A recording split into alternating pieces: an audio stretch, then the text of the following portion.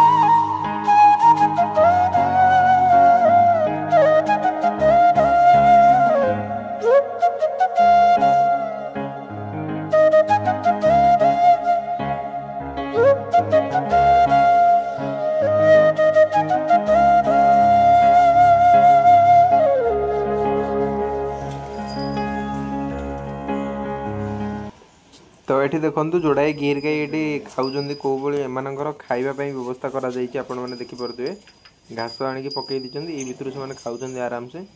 तो 3टा गिर गाई एवं मो सामने ठिया जो मैं आउँसा आउँसी करुँची। तो ये गाई मैंने बहुत भल मरामरी बेसी करती किंतु निज निज भितर मरामरी जाती मनीष मानक मारती। आउ गोटे गोटे जगह कौन देखिथे गोटे गोटे गाई मार दिखती मैंने मनीष सिंह टे मैंने केंची केंची दिखती बट एम सेमती नुह एमाने निज निज भितर मरामरी हे कि मनीष को मारे। तो देखो मुझे गोटे घास देली खाईदेला ये देखो। तो देखो सेपटे गोटे देसी गाई एमती सब गाई मैंने ठिया जेहेतु खरा टी हो तो बेसी भी खरा नहीं छाई पाग रही कि गुड़ुगुड़ जेहेतु होने आसिक ठिया तापर जो पानी ढला हो पानी सेपटे देखिपे ड्रम गोटे गोटे थुआई ता भर पानी ढला हुए और से शांति पानी पीती।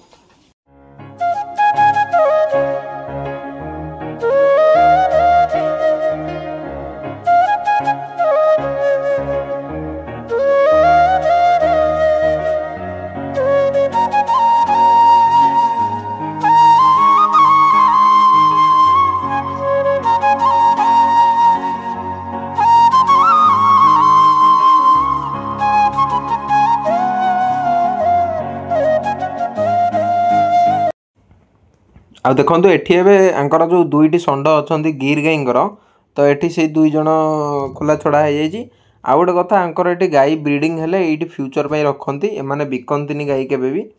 तो देखिपे ये षंड जोड़ा भी रखिंट एमाने षंड भी बहुत ह्यूमन फ्रेंडली अच्छा। मु भाविली आसिक मारी था कि मारलानी आसिक सेमती आउँसा आउँसी कलु आम।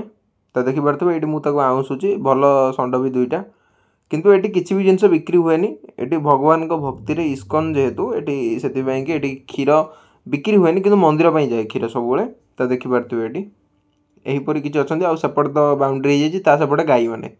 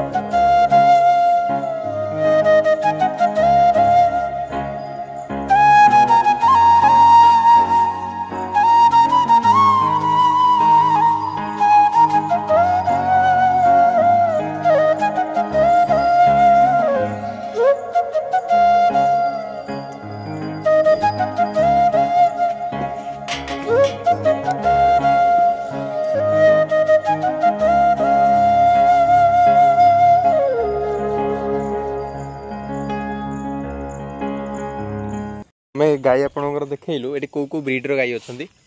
हरे कृष्ण ये हूँ इस्कन भुवनेश्वर गोशाला जगन्नाथपुर फार्म प्रोजेक्ट यहाँ कर गाई आमर पाखापाखि 5 भेराइटी अच्छा। गोटे हूँ गिर गाई जोटा कि गुजरात फेमस द्वितीय अच्छे आमर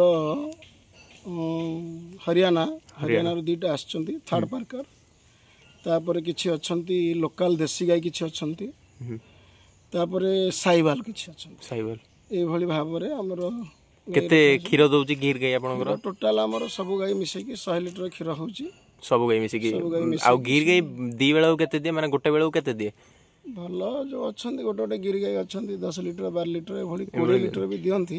हां किंतु हम पाखरे जोरा अछन 10 लिटर भीतर।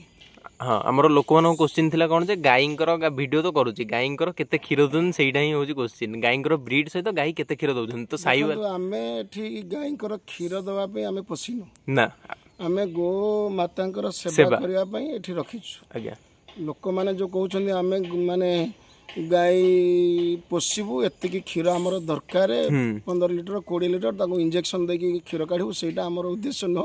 आज्ञा आमर हो जेहेतु आमर मंदिर रही कृष्ण बलराम जगन्नाथंकर सेवा हवा पई आज्ञा सेति पई जते क्षीर हला आमर सेही हिसाब रे आमे एठी गोमाता को सुरक्षा देइछु ताको सेवा करूछु। आज्ञा आमर कोनोसी बिजनेस पर्पस नै कि हां एतिकी क्षीर हबो आमे एतिकी गाई खर्च करूछु एतिकी क्षीर हेले आमे बेनिफिट पाइबु से सब धंदा से सब बिजनेस नो ये पूरा भक्ति भावर ये गोटे पूरा स्वतंत्र गोमाता सेवा करा जाउछि आज्ञा आउ एटी जो षंढ मान अछंती कोन आपण निजे ब्रीडिंग करौछन दीटा को षंढ गिरी षंढ गोटे लिटिल षंढ गोटे नॉर्मल गिरी षंढ आज्ञा आमर इंजेक्शन दिया जाउनी जोटा कि कृत्रिम उपाय रे सेटा करा जाउनी जोटा प्राकृतिक जिंस सेटा करा अच्छा धन्यवाद हरे कृष्ण।